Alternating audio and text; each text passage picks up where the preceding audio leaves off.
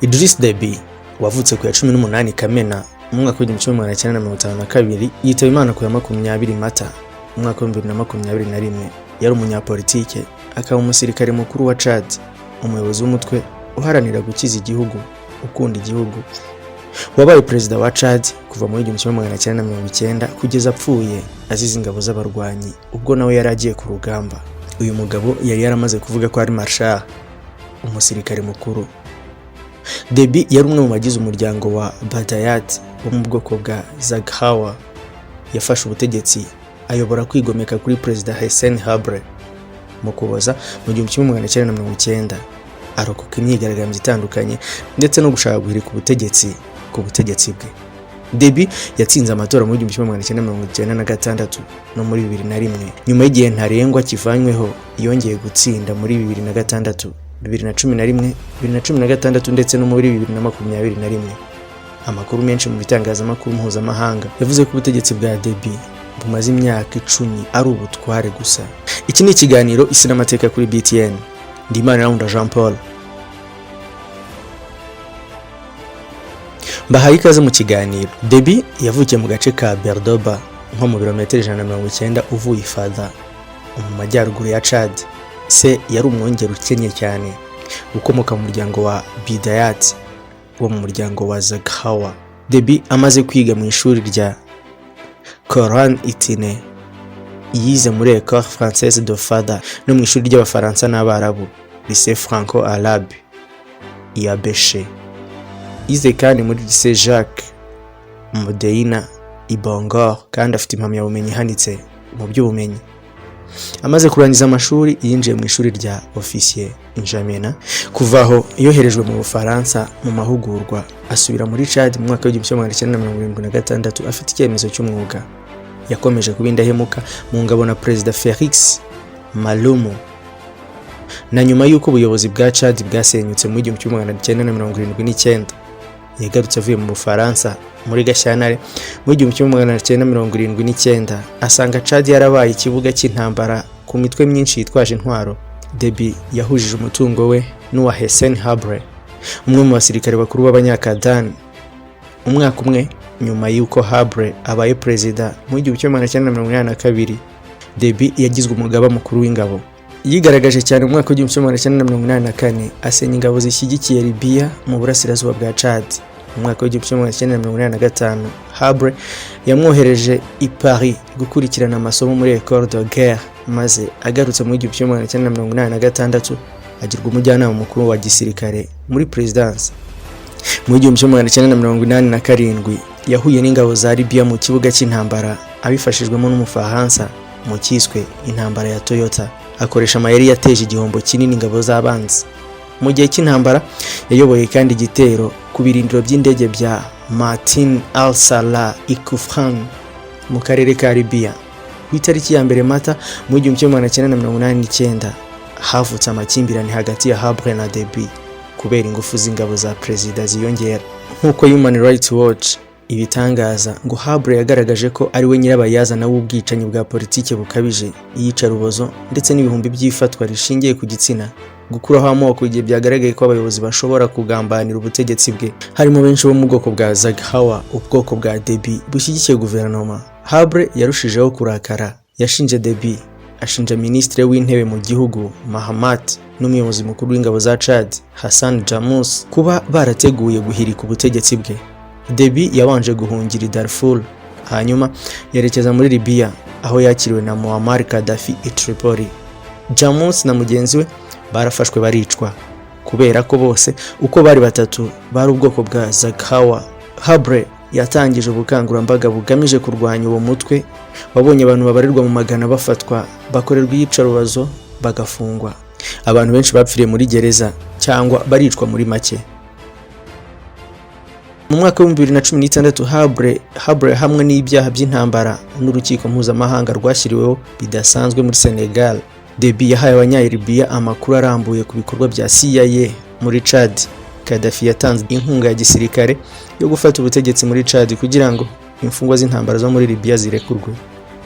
Deby yimukiye muri Sudani mu mwaka wa 1989 maze ashinga umutwe w'agakiza ko gukunda igihugu umutwe w'inyeshyamba ushyigikiwe na Libya na Sudan watangiye ibikorwa byo kurwanya Habre, maze ku ya 2 Ukuboza mu 1990 ingabo za DEBY zigenda nta nkomyi muri N'Djamena mu butegetsi bwatsinze yirukana Habre. Idris Deby yatangiye kuyobora Chad mu 1991, nyuma yaje gutorwa buri myaka 5 kugeza igihe yapfiriye muri 2021, bingana n'imyaka 31 ku butegetsi, ibintu bidatangaje ku banyafrika. Mu 1990 nyuma y'amezi 3 guverinoma y'inzibacyuho ku ya 28 Gashyantare mu 1991 hemejwe amasezerano ya Chad hamwe na Deby nka perezida.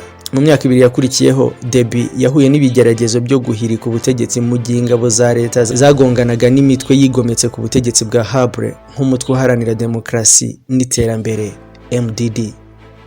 Mu gushaka kuhosha abatavuga rumwe n'ubutegetsi mu 1993 Chad yemeye amashyaka ya politike kandi ikora inama y'igihugu bituma hajyaho intumwa 750 guverinoma, ihuriro ry'abayobozi n'ingabo kugira ngo baganire kwishyirwaho na demokarasi rishingiye ku bwinshi.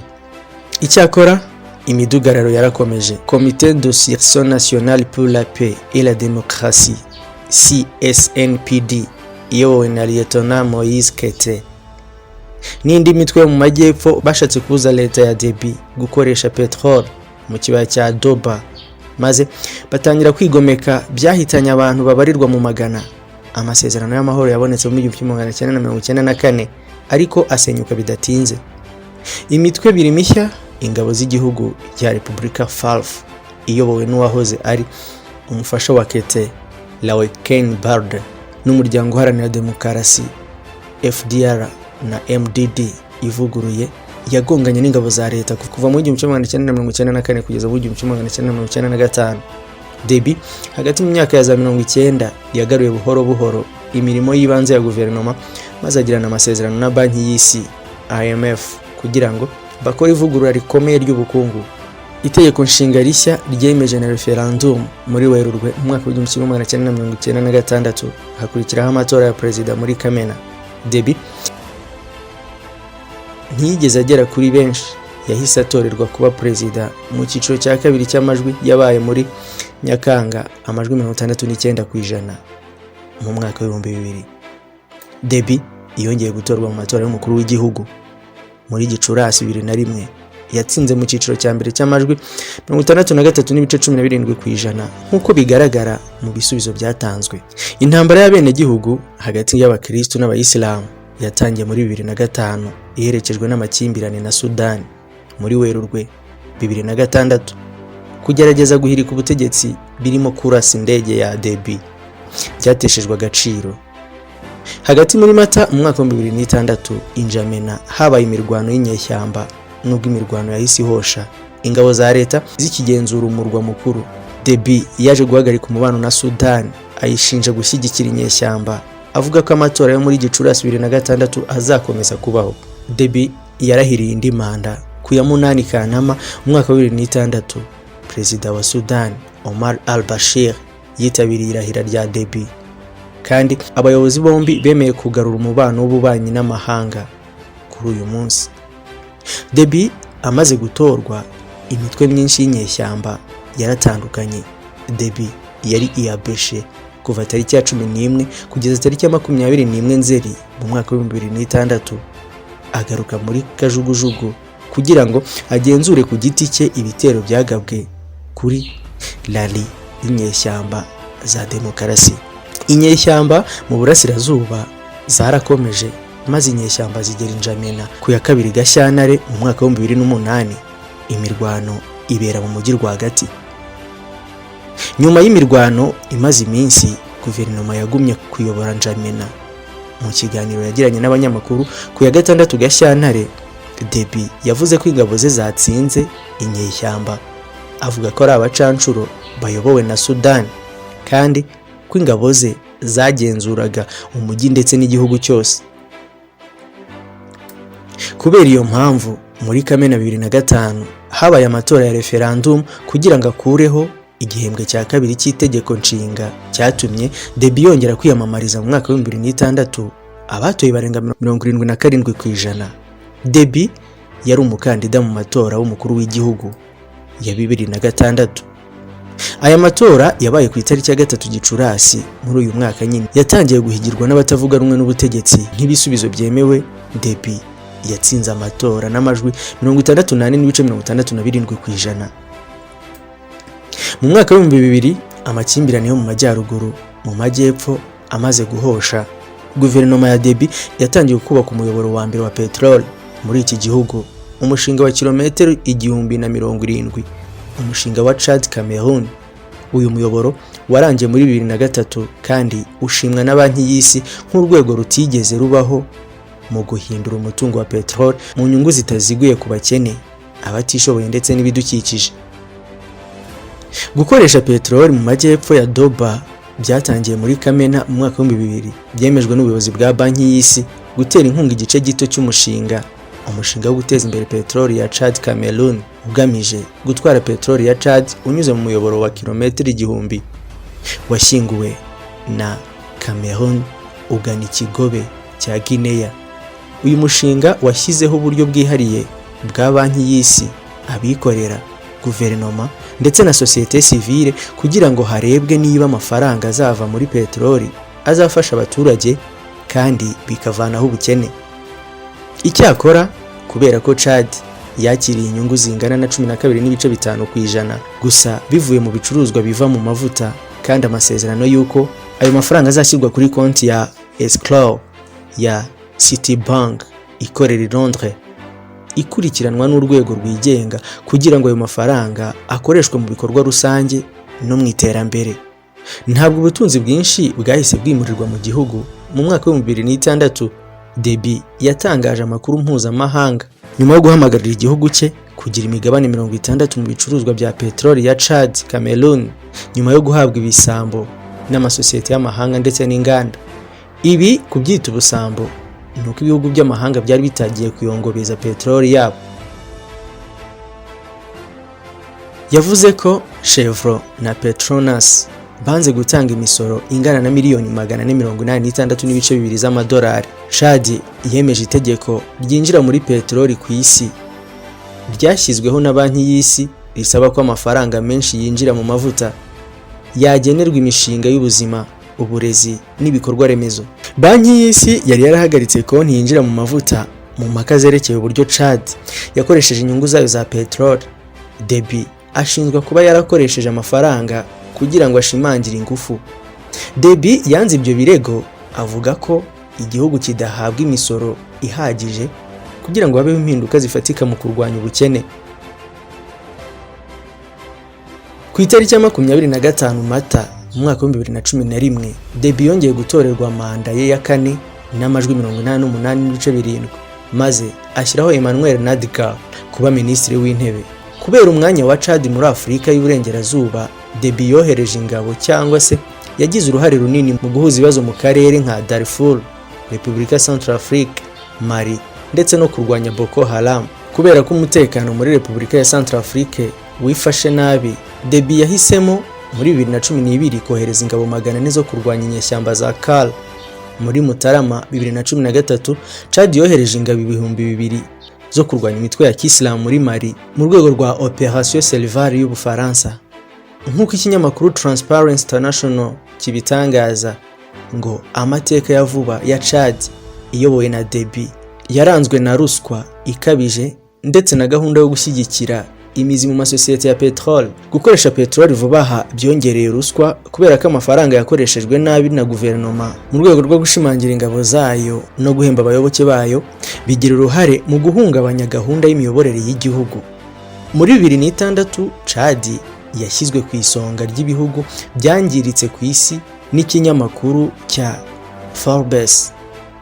Mu mwaka wa 2012 DEBY yatangije gahunda yo kurwanya ruswa mu gihugu hose yitwa Operation Cobra. Bivuga ko yakize agera kuri miliyoni 50 z'amadolari yo kuba umuyobozi w'umuryango w'ubumwe bwa Afurika manda y'umwaka umwe. DEBY amaze kurahira yabwiye abaperezida ko amakimbirane hirya no hino ku mugabane w'isi agomba kurangira binyuze muri demokarasi cyangwa se ku ngufu. Yabivuze muri aya magambo: tugomba guhagarika aya makuba yo mu gihe cyacu. Ntidushobora gutera imbere no kuvuga iterambere niba igice cy'umubiri wacu ari abarwayi. Tugomba kuba uruhare runini mu gushakisha igisubizo cy'ibibazo bya Afurika. Kimwe mu byo DEBY yashyize imbere ni ukwihutisha kurwanya Boko Haram. Ku itariki ya 4 Werurwe, umuryango w'ubumwe bwa Afurika wemeye kwagura task force ihuriweho n'ibihugu byinshi MINUJTF igera ku bihumbi 10. Mu nama ya 21 y'amashyaka COP21 yabereye i Paris, IDRIS DEBY yahagurukije ikibazo cy'ikiyaga cya Chad, agace kayo kari ku gace gato ku byari bimeze mu mwaka w'1973, maze ahamagarira amahanga gutanga inkunga yo kurengera ibidukikije. Muri Gashyantare mu mwaka wa 2016 nyine, DEBY yatowe n'umuryango uharanira gukiza igihugu, gukunda igihugu, kugira ngo yiyamamaze manda nshya y'amatora ya perezida muri Mata mu mwaka wa 2016. Yiyemeje kugarura igihe ntarengwa mu itegeko nshinga rya Chad. Tugomba kugabanya imvugo, ntitugomba kwibanda kuri gahunda aho guhindura ubutegetsi bigoye. Mu mwaka wa 2005 ivugurura ry'itegeko nshinga rwakozwe mu rwego rw'ubuzima ryari mu kaga. Naho mu mwaka wa 2017 ishami ry'ubutabera muri Leta Zunze Ubumwe za Amerika rivuga ko DEBY yemeye ruswa ingana na miliyoni 2 z'amadolari ya Amerika kubera ko yahaye sosiyete ya Repubulika y'Ubushinwa amahirwe yo kubona uburenganzira bwa peteroli muri Chad nta marushanwa mpuzamahanga. Muri Mutarama 2019, DEBY na Minisitiri w'Intebe wa Israel Benjamin Netanyahu batangaje ko umubano w'ububanyi n'amahanga hagati ya Chad na Israel. Netanyahu yavuze ko uruzinduko rwe muri Chad ari kimwe mu bigize impinduramatwara tugira mu bihugu by'Abarabu n'Abayisilamu. Mu mwaka wa 2020, DEBY yashyize umukono ku mushinga w'itegeko rivanaho igihano cy'urupfu mu mwaka wa 2020. Itsinda ry'irasa ryaherukaga gukoreshwa mu iterabwoba mu mwaka wa 2015. Muri Gashyantare mu mwaka wa 2021, DEBY yatangaje ko Chad izohereza abasirikari 1200 bari kumwe n'ingabo z'Abafaransa ku mupaka wa Sahel uhuza Niger, Mali na Burkina Faso kugira ngo barwanye imitwe ifitanye isano na Al-Qaeda. Mu matora y'umukuru w'igihugu ya 2021, DEBY yatsinze manda ye ya 6 yo kuba perezida, igihe ibisubizo byatangajwe ku ya 19 Mata n'amajwi 79.32%. Muri Gashyantare mu ntangiriro z'uwo mwaka, inzego z'umutekano za Chad zagerageje gufata umuyobozi w'abatavuga rumwe n'ubutegetsi, Yaya Diallo. Avuga ko abantu 5 bo mu muryango we bishwe muri iki kigeragezo. Leta ahubwo ivuga ko 3 bishwe. Abatavuga rumwe na politiki benshi bari baravuye mu matora basaba ko bahakana, bavuga ko ibitero ndetse n'ingufu zikoreshwa cyane n'inzego z'umutekano mu myigaragambyo yo kwamagana leta. Aho kugira ngo DEBY atange ijambo ku nsinzi, yagiye gusura abasirikare ba Chad ku rugamba barwanya igitero cy'inyeshyamba zo mu majyaruguru zatewe na Front for Change and Concord muri Chad. Mu magambo ahinnye, ku cyumweru tariki ya 18 Mata, bivugwa ko yakomeretse baca mu mudugudu wa Mele hafi y'umujyi wa Nuku, hanyuma ajyanwa mu murwa mukuru ari naho yapfiriye ku ya 20 Mata. Ubuzima bwa DEBY bwite, DEBY yongeyeho Litno ku izina rye muri Mutarama 2006. Yahawe impamyabumenyi mu kigo cy'impinduramatwara ku isi cya Muammar Gaddafi. DEBY yashatse abagore inshuro nyinshi, afite nibura abana 10. Yashakanye na Hinda wavutse mu 1977, wamamaye kubera ubwiza bwe. Muri Nzeri 2005, ubu bukwe bwashimishije cyane Chad, kandi kubera amoko akomokamo wasangaga benshi babonaga ko ari inzira zifatika DEBY yakomeza kugira ngo amushyigikire. Igitutu cy'inyeshyamba, Hinda ni umwe mu bagize guverinoma y'abaturage ya perezida, akora nk'umunyamabanga wihariye. Ku ya 2 Nyakanga 2007, umuhungu wa DEBY, Brahim, basanze yapfuye afite imyaka 27 muri garage yaparitse ku nzu ye hafi ya Paris. Raporo ya autopsy ivuga ko ibishoboka ko yari yarahumekewe n'ifu yera ivuye muri kizimyamwoto. Iperereza ry'ubwicanyi ryatangijwe n'abapolisi b'Abafaransa. Umwaka ushize, Brahim yirukanwe nk'umujyanama wa perezida nyuma yo guhamwa n'icyaha cyo gutunga ibiyobyabwenge n'intwaro, Umunyarubuga Makayila Ngwebla avuga ko gutandukana kw'abayobozi benshi ba guverinoma ya Chad biterwa n'uburakari bwabo ku myitwarire ya Ibrahim niwe ntandaro yo gucika intege. Yakundaga gukubita abaminisitiri ba guverinoma, abayobozi bakuru ba Chad basuzugurwaga n'umuhungu wa Deby. Muri Nyakanga 2011 abagabo 4 bahamwe n'icyaha cy'ubujura buganisha ku rupfu batagambiriye kwica. Muri urwo rubanza bakatirwa igifungo kuva ku myaka 5 na 15.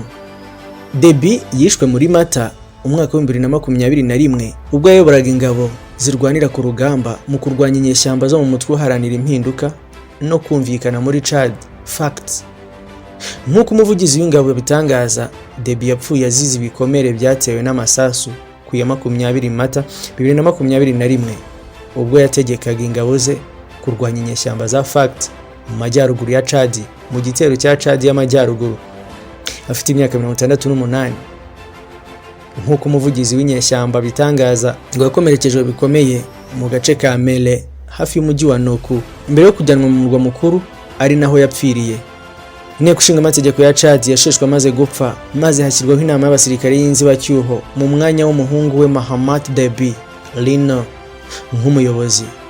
Usibye inteko ishinga amategeko, guverinoma ya Chad nayo yarasheshwe. Umuhango wo gushyingura Deby wagombaga kuba ku ya 23 Mata 2021. Ku ya 23 Mata 2021 abantu ibihumbi bateraniye mu mihanda ya N'Djamena kugira ngo bunamire Deby. Perezida w'Ubufaransa Emmanuel Macron na Perezida wa Guinea Alpha Condé n'abandi bayobozi benshi bo muri Afrika bitabiriye umuhango wo gushyingura. Ikiganiro Isi n'Amateka mu gikurikira kuri BTN. Niba utarakora subscribe kuri iyi channel, kandaho kuko usangaho ibiganiro byose twakoze, cyangwa uduhe igitekerezo unyuze kuri 0788 36 93 20. Ndimana Jean Paul, ndabashimiye cyane.